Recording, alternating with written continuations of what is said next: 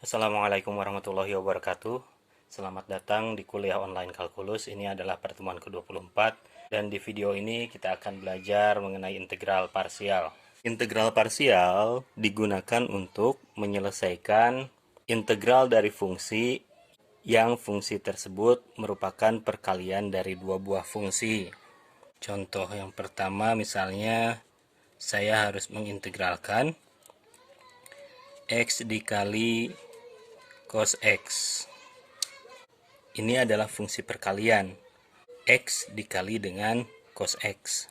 Ini tidak boleh diintegralkan satu persatu. Jadi dia tidak sama dengan setengah X kuadrat dikali dengan sin X. Ini tidak betul. Jadi saat kita berurusan dengan perkalian dua buah fungsi, kita tidak boleh mengintegralkan masing-masing lalu dikalikan. Ini ada prosesnya dan prosesnya dikenal dengan nama integral parsial. Nah, untuk integral parsial ini prosedurnya kita memisahkan fungsi ini menjadi U dan dv. U ini adalah yang nanti diturunkan, dv ini adalah yang nanti diintegralkan. Di langkah pertama ini kita harus jeli memilih siapa yang menjadi U dan siapa yang menjadi dv. Caranya, dv itu adalah fungsi yang bisa diintegralkan. Jadi pilihannya ada dua. Kita memilih dv-nya sebagai X atau dv-nya sebagai cos X.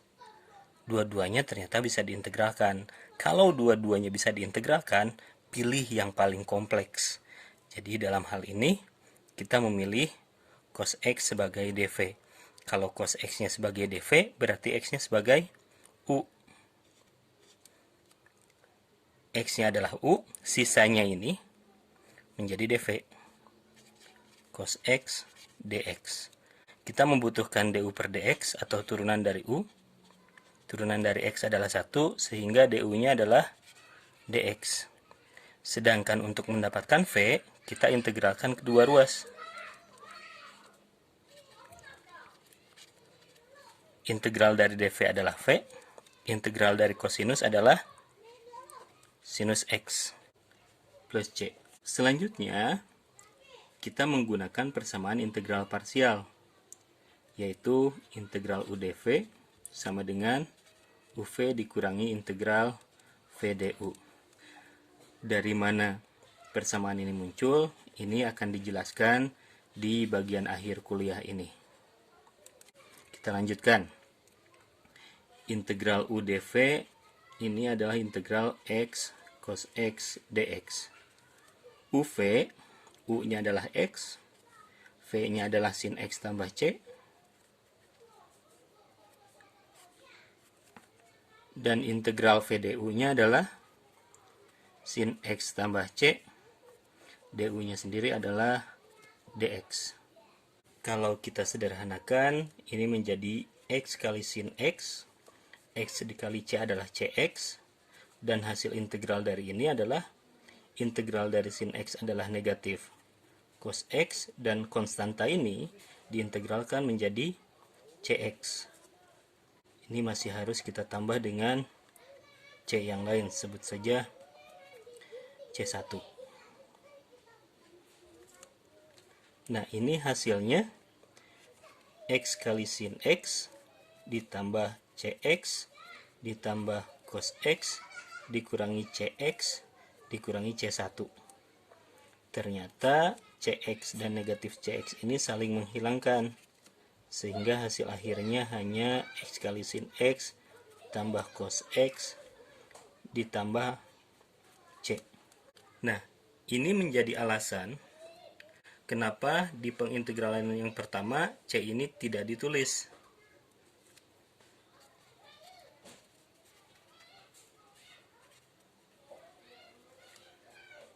Kalaupun kita mau menulis plus C ini, pada akhirnya nanti C ini akan hilang.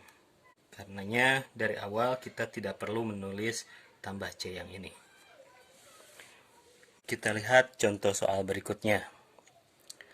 Misalnya kita perlu mengintegralkan fungsi ln X dx. ini tidak tampak seperti perkalian dua buah fungsi. Tapi kita belum tahu apa integral dari ln x. Sebenarnya ln x ini adalah perkalian antara 1 dengan ln x. Nah, selanjutnya langkah pertama dalam menggunakan integral parsial adalah kita memilih siapa yang menjadi u dan siapa yang menjadi dv. Ingat, kita memilih dv dulu. Dia harus fungsi yang bisa diintegralkan. Pilihannya adalah dv-nya 1 atau dv-nya ln x.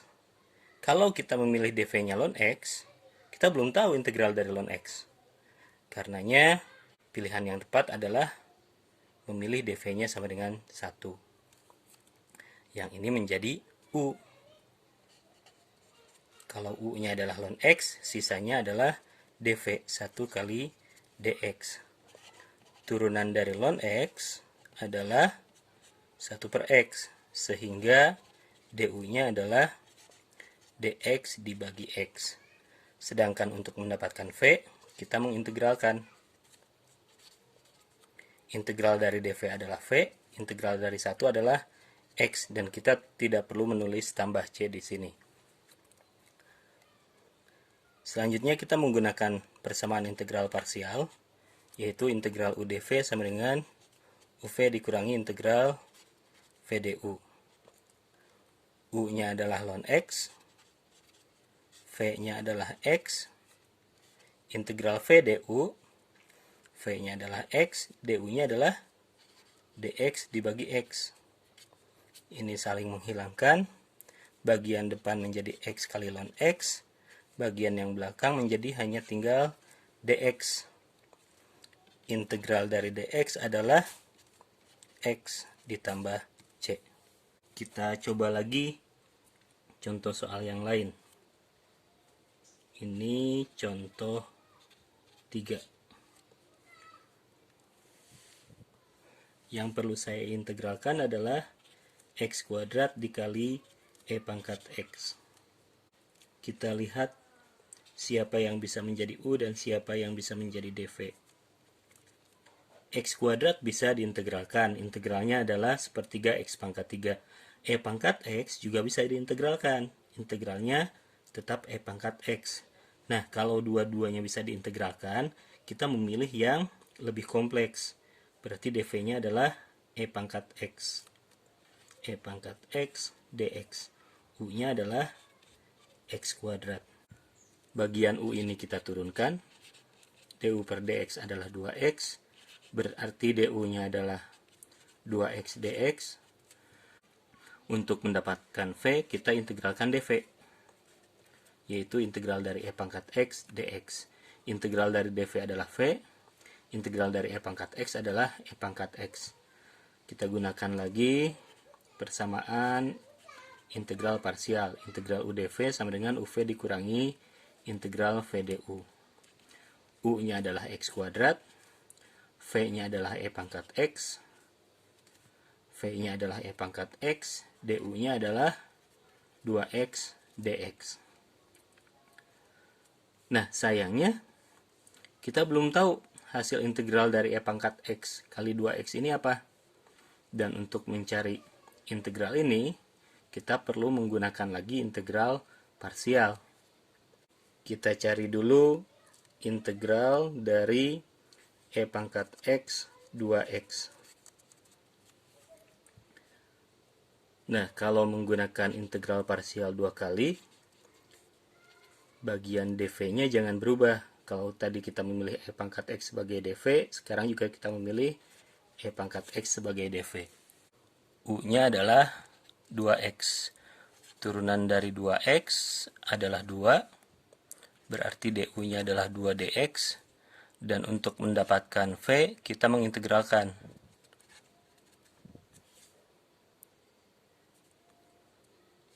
Integral e pangkat x tetap e pangkat x. Kita gunakan lagi persamaan integral parsial. Integral udv sama dengan uv dikurangi integral vdu. U-nya adalah 2x, v-nya e pangkat x, v-nya e pangkat x, dan du-nya adalah 2 dx. Ini menjadi 2x E pangkat X dikurangi 2 kali integral E pangkat X. Integral E pangkat X tetap dirinya sendiri, tambah C. Nah, ternyata integral E pangkat X 2x hasilnya yang ini. Berarti hasil akhir dari integral yang kita cari adalah X kuadrat E pangkat X dikurangi yang ini. 2x E pangkat X kurangi 2E pangkat X ditambah C. Hasilnya adalah X kuadrat E pangkat X dikurangi 2x E pangkat X ditambah 2E pangkat X ditambah C. Nah, dalam menggunakan integral parsial, ada yang namanya metode tabel.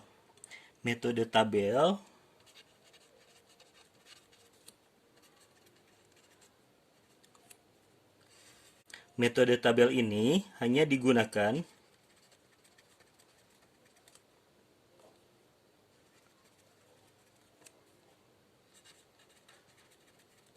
untuk perkalian fungsi polinomial dengan fungsi sederhana lainnya. Jadi, untuk menggunakan metode tabel, kita harus memastikan bahwa fungsi yang diintegralkan memuat fungsi polinomial. Seperti ini nih. Ini adalah X kuadrat dikali E pangkat X. Polinomialnya yang ini. Polinomial itu bentuk fungsi yang seperti ini.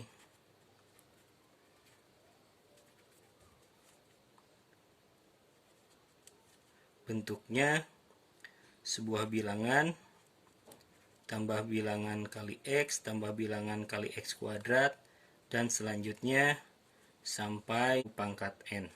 Nah, contoh ketiga ini merupakan perkalian antara fungsi polinomial dengan fungsi lain yang sederhana. Sederhana di sini maksudnya fungsi sisanya itu bisa dengan mudah diintegralkan. Kita coba selesaikan contoh ketiga ini dengan menggunakan metode tabel. Yang perlu kita integralkan adalah X kuadrat E pangkat X. Dan kita harus memilih mana yang menjadi U dan mana yang menjadi dv.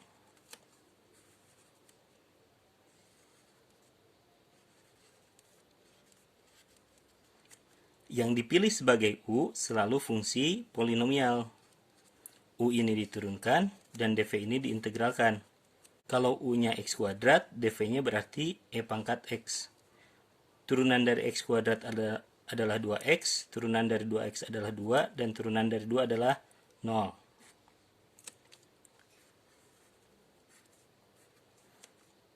Integral dari E pangkat X adalah E pangkat X, diintegralkan lagi tetap E pangkat X, diintegralkan lagi tetap E pangkat X. Dikalikan ke bawahnya. Dan ini tandanya akan berganti, positif, negatif, positif. Hasil integralnya adalah integral X kuadrat E pangkat X dx. Ini sama dengan positif X kuadrat kali E pangkat X, negatif 2X kali E pangkat X, dan 2 dikali E pangkat X, tambah C. Hasilnya sama. Metode tabel ini memang terasa lebih mudah, tetapi kelemahannya, metode ini hanya bisa digunakan saat fungsi yang diintegralkan memuat polinomial. Contoh yang lain misalnya, saya harus mengintegralkan X pangkat 3 dikali cos px dx. Ini adalah perkalian dua buah fungsi yang salah satu fungsinya adalah fungsi polinomial. Karenanya kita bisa menggunakan metode tabel.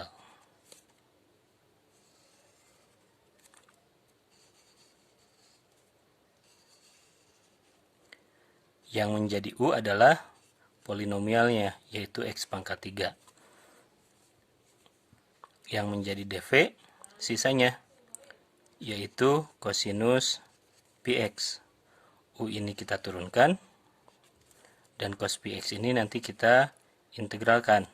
Turunan dari X pangkat 3 adalah 3x kuadrat, kita turunkan lagi menjadi 6x, kita turunkan lagi menjadi 6, diturunkan lagi menjadi 0.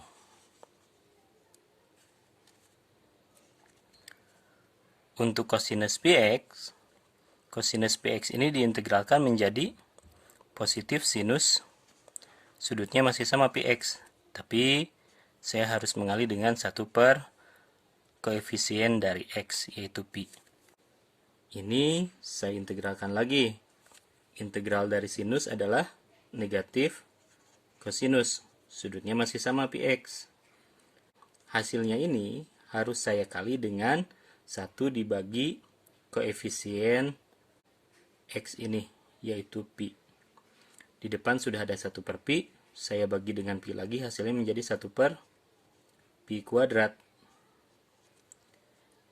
Kita masih harus mengintegralkan. Integral dari negatif kosinus px adalah negatif sinus px, sudutnya masih sama. 1 per pi kuadrat ini nanti dibagi lagi dengan koefisien dari x, yaitu pi. Hasilnya adalah 1 per pi pangkat 3. Integral dari negatif sinus adalah positif kosinus. Sudutnya masih tetap sama. Bagian depannya ini dibagi lagi dengan koefisien x, yaitu pi. Hasilnya adalah 1 per pi pangkat 4. Dikalikannya ke bawah. Lalu yang pertama ini positif, negatif, positif, negatif. Hasil integral dari x pangkat 3 kosinus px dx adalah x pangkat 3 dikali 1 per pi sin px, yaitu x pangkat 3 per pi kali sin px, negatif 3x kuadrat dikali dengan negatif 1 per pi kuadrat cos px, hasilnya menjadi positif 3x kuadrat dibagi pi kuadrat cos px. 6x dikali negatif 1 per pi pangkat 3 dikali sin px, hasilnya negatif 6x dibagi pi pangkat 3 sin px, dan negatif 6 ini dikali dengan 1 per pi pangkat 4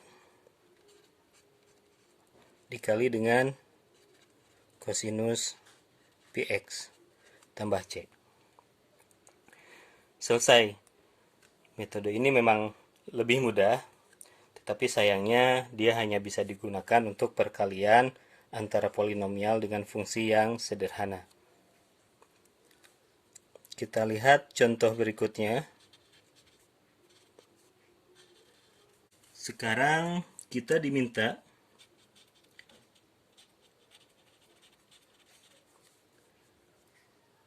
menghitung luas daerah yang dibatasi fungsi y sama dengan xe pangkat negatif x dan sumbu x dari x sama dengan 0 sampai x sama dengan 4. Di soal ini ada gambarnya. Grafik x kali e pangkat negatif x, bentuknya kurang lebih seperti ini.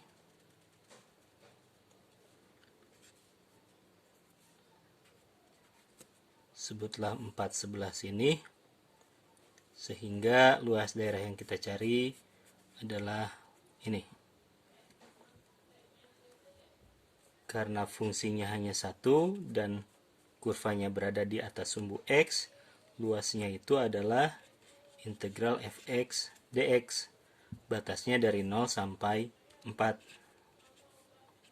Ini menjadi integral dari 0 sampai 4 untuk fungsi x kali e pangkat negatif x dx. Ini adalah perkalian antara dua buah fungsi. Untuk itu, kita akan menggunakan integral parsial. Kita harus memilih siapa yang menjadi U dan siapa yang menjadi dv. Pilihannya adalah X dengan E pangkat negatif X. Yang mana yang bisa diintegralkan? Ini dua-duanya bisa diintegralkan. Tetapi yang lebih kompleks adalah yang E pangkat negatif X. Karena itu kita memilih dv sebagai E pangkat negatif X dx. U-nya hanya X. Turunan dari X adalah 1, sehingga du-nya sama dengan dx. Untuk mencari v, kita mengintegralkan dv, berarti E pangkat negatif X juga harus diintegralkan. Integral dari dv adalah v. Integral dari E pangkat negatif X tetap E pangkat negatif X. Tetapi saya harus mengalih dengan 1 dibagi koefisien si X, yaitu negatif 1. Ini hasilnya adalah negatif E pangkat negatif X. Nah, persamaan integral parsial adalah integral UdV sama dengan UV dikurangi integral VdU.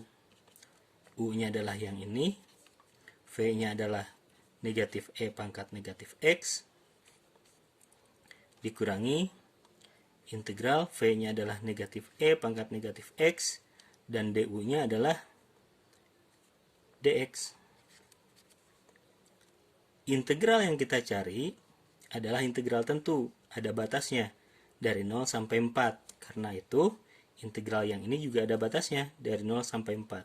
Fungsi yang ini juga harus kita substitusi nilainya dengan 0 dan 4. Kalau 4 saya substitusi, hasilnya nanti menjadi 4 dikali negatif E pangkat negatif 4. Kalau 0 saya substitusi, nanti hasilnya menjadi 0 dikali E pangkat 0, yaitu 0. Nah, integral dari negatif E pangkat negatif X adalah E pangkat negatif X, fungsinya tetap sama, tetapi ini harus saya bagi dengan 1 per koefisien dari X, negatif 1. Dan ini akan kita substitusi nilainya dari 0 sampai 4. Yang ini menjadi negatif 4 E pangkat negatif 4. Bagian kedua ini menjadi positif E pangkat negatif X. Saya substitusi 4 menjadi E pangkat negatif 4. Saya substitusi 0. Hasilnya menjadi positif E pangkat 0, yaitu positif 1.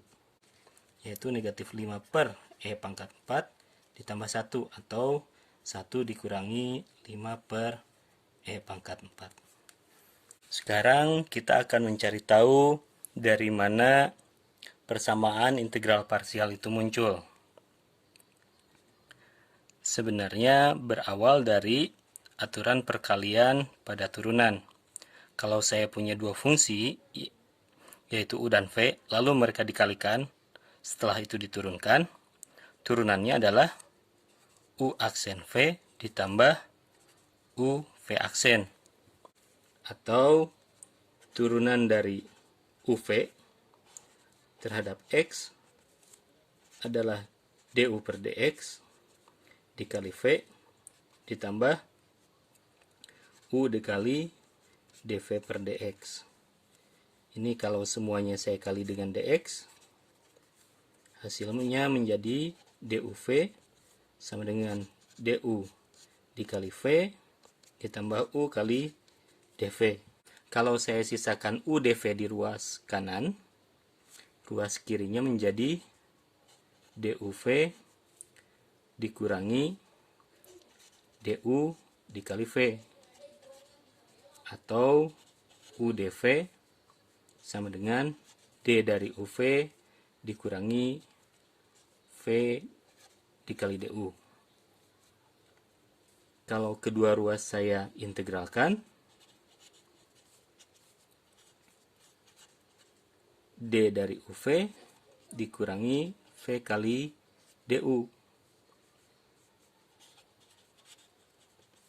Ini adalah pengurangan dua buah fungsi, berarti integralnya boleh saya pisah.